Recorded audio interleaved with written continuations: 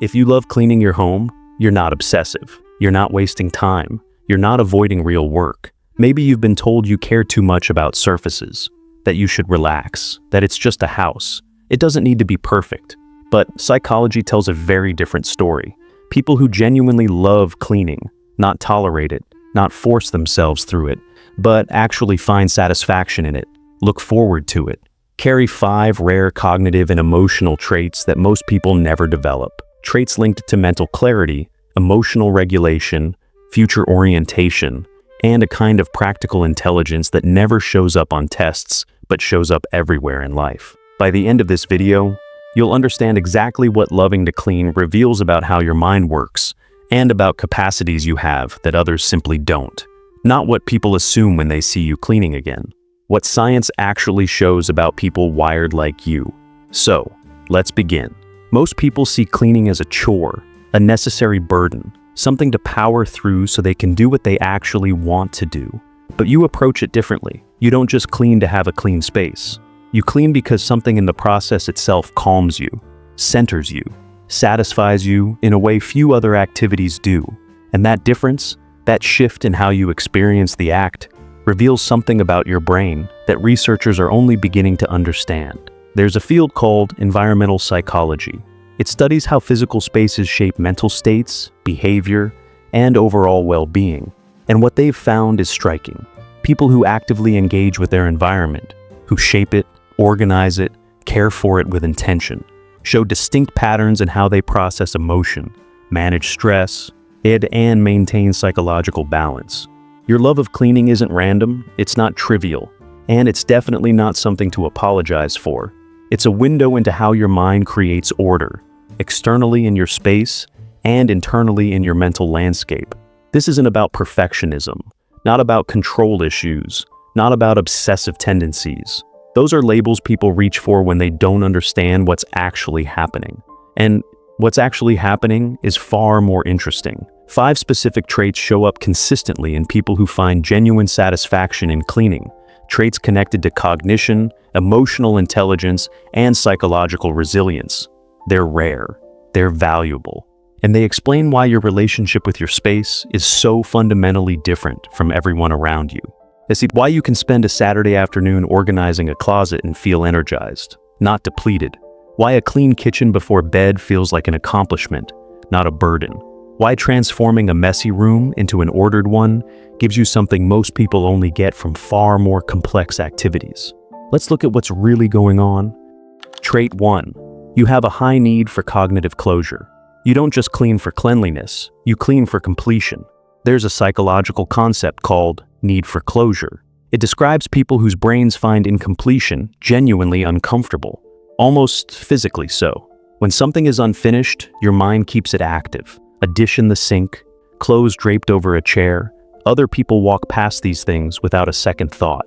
You don't just see them, you feel them. Like open loops running in the background of your mind, quietly demanding resolution. So, when you clean, you're not tidying surfaces.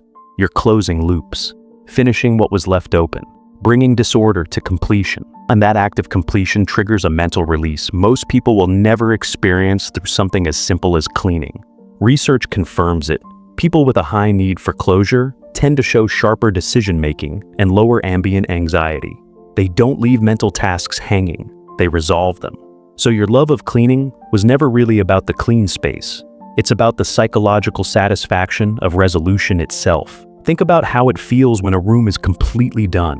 Not just cleaner, done. Everything placed, every surface clear, nothing pending.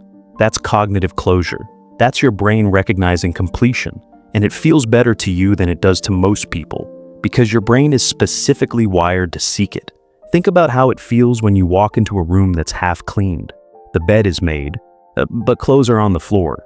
That incompletion bothers you more than no cleaning at all, because your brain sees what's still open. Trait 2. You use physical order to regulate emotional states. You've probably noticed this. When life feels chaotic, you clean. Not because someone told you to, because something in you knows that organizing your external world helps organize your internal one. This is called embodied cognition, the idea that our physical environment directly shapes our mental and emotional states. For most people, this connection is weak. Their space is messy. They feel fine. Their space is clean. They feel no different. For you, the connection is immediate. The state of your space directly impacts the state of your mind. Cluttered home, scattered thoughts. Clean space, clear head. This isn't superstition, it's neuroscience. Brain imaging studies show that cluttered environments activate stress response systems in certain individuals. The visual chaos creates cognitive load. Your brain has to process more information, filter more stimuli, work harder just to think clearly. When you clean, you're not removing dirt. You're removing cognitive interference. You're creating space, literal, physical space, for your mind to settle.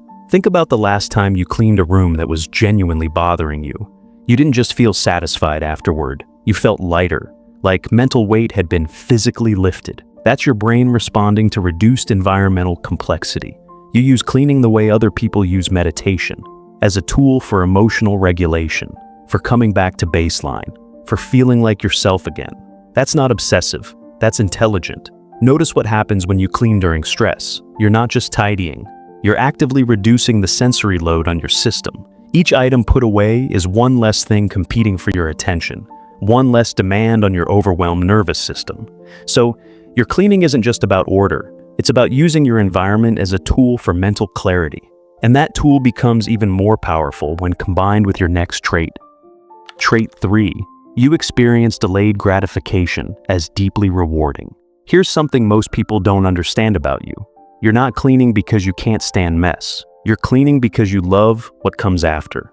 The transformation, the visible proof that effort creates change. This is delayed gratification orientation, the ability to invest effort now for a reward that comes later. And it's rarer than you think. Most people struggle with this. They want immediate results, instant feedback, quick wins. You can scrub a floor for 20 minutes knowing the reward isn't the scrubbing. It's stepping back and seeing the floor gleam. It's the next morning when you walk across it barefoot and it feels perfect. That gap between effort and reward doesn't frustrate you. It satisfies you. Research on delayed gratification shows it's one of the strongest predictors of long-term success. People who can work toward future rewards consistently achieve more, save more, build more. Because they understand something fundamental. The best rewards take time. Your love of cleaning isn't about instant satisfaction. It's about understanding that transformation requires process. That effort invested today creates the environment you'll enjoy tomorrow.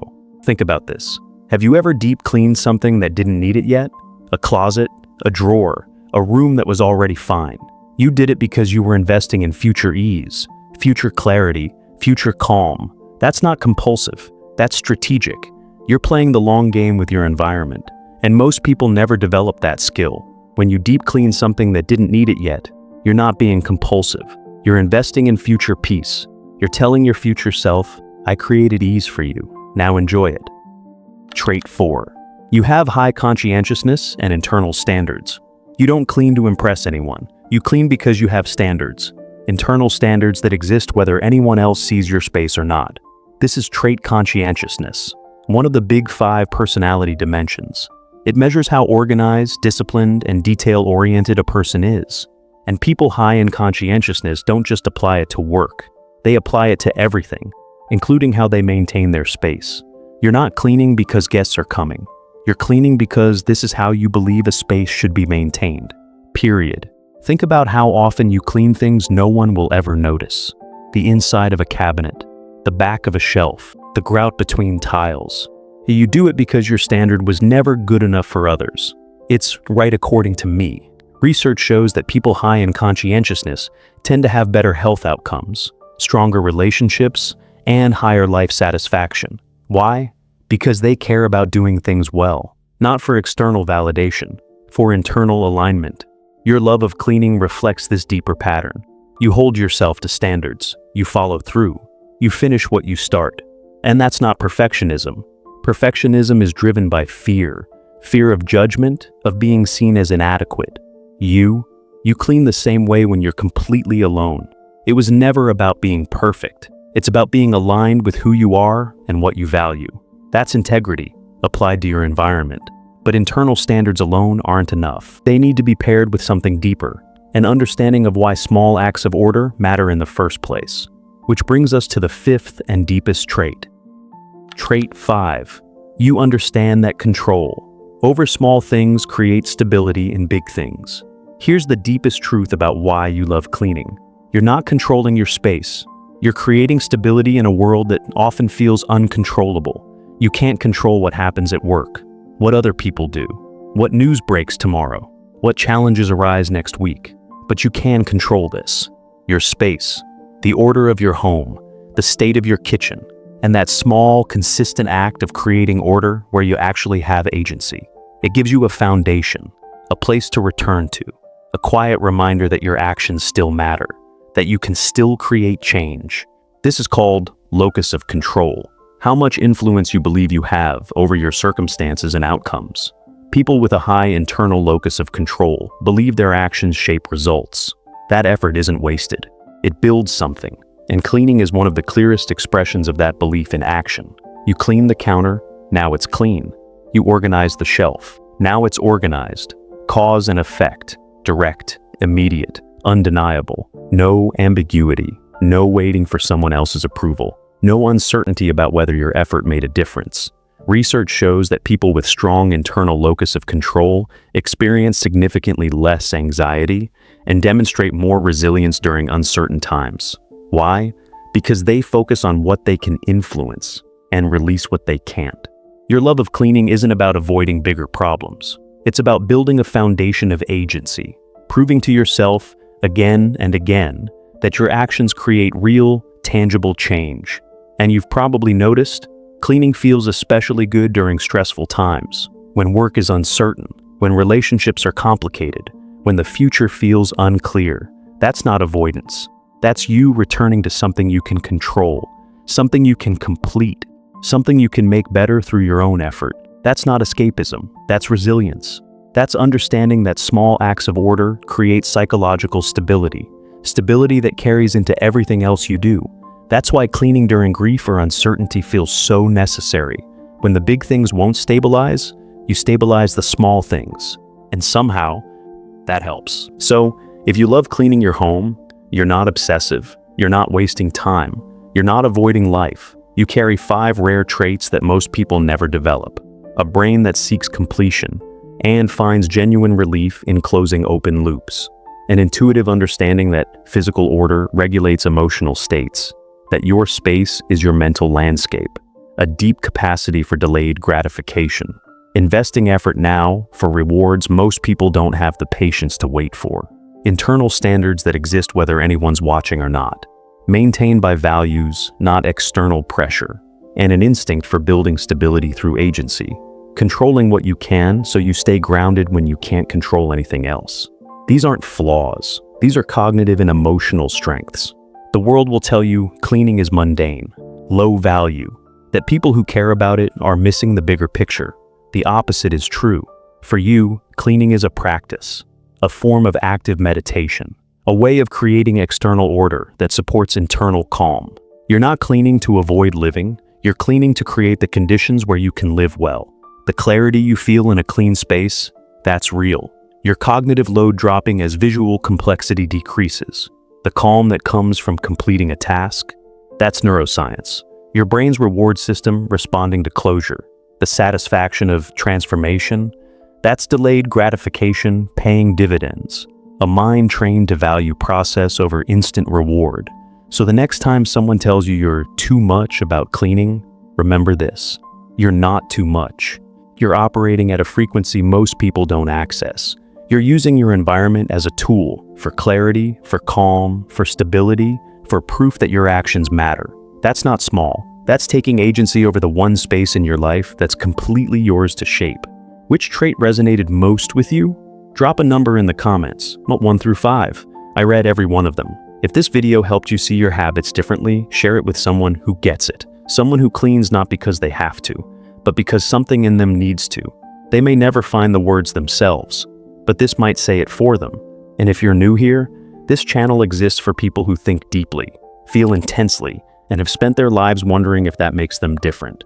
It doesn't make you different, it makes you rare. Your mind isn't a problem, it's a pattern. And patterns, once you understand them, become power. Subscribe. I'll see you in the next one.